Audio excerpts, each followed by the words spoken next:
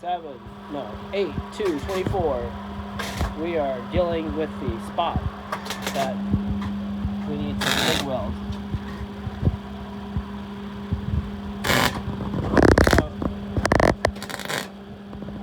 there's that giant hole.